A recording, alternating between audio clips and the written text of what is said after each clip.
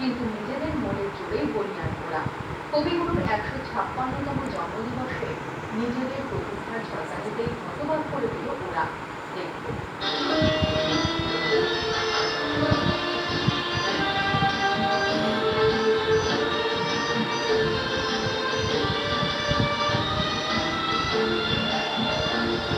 সবার থেকে একটু আলাদা ওরা, একটু বেশি বিশেষ।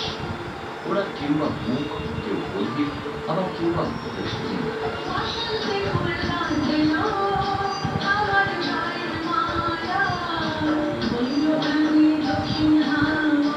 জীবনের বহু স্বাদ রং রস থেকেই ওরা বলের জন্য বঞ্চিত ওরা।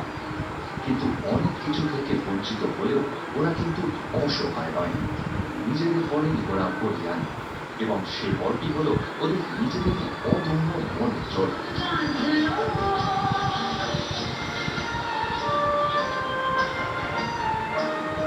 এই মনের জোরে বলিয়ান অসাধারণ প্রতিভাবান এই জীবন যোদ্ধারা আজ কবিগুরুর ১৫৬তম জন্মদিবসে আরো একবার নতুন করে হতবাক করল সকলকে।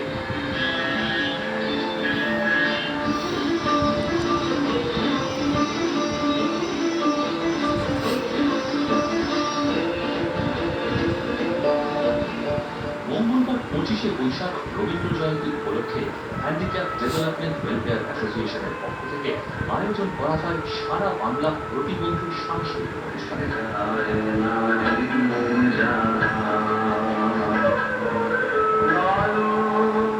আর এই বিশেষ অনুষ্ঠানে নাচ, গান, আবৃত্তি, মোকাবিলায়ের অসামান্য প্রদর্শনীতে তারা মাতিয়ে দিল দক্ষিণ কলকাতার এক নামজাদা অডিটোরিয়ামে উপস্থিত সমগ্র দর্শক শ্রোতাদের।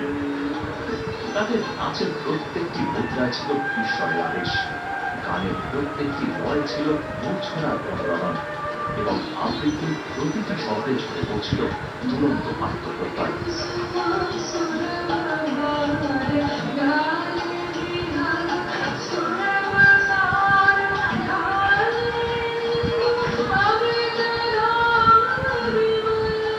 অসাধারণ জীবন যোদ্ধাদেরই একজন কৃতী হলেন পিনাকি আচার্য। পিনাকি প্রতিবন্ধী ক্রিকেট বিশ্বকাপে ভারতের হয়ে প্রতিনিধিত্ব করে পাকিস্তানকে হারিয়ে জয় করেছেন বিশ্বকাপ। এখন তিনি সাফল্যের সাথে কর্মরত সর্বভারতীয় বেসরকারি একটি সংস্থাতে, কিন্তু কথা বলতে পারেন না পিনাকি। তাই ওই সংস্থায় একজন নিয়োজিত প্রাণ স্বেচ্ছাসেবী রজনী দেবীর সাহায্যে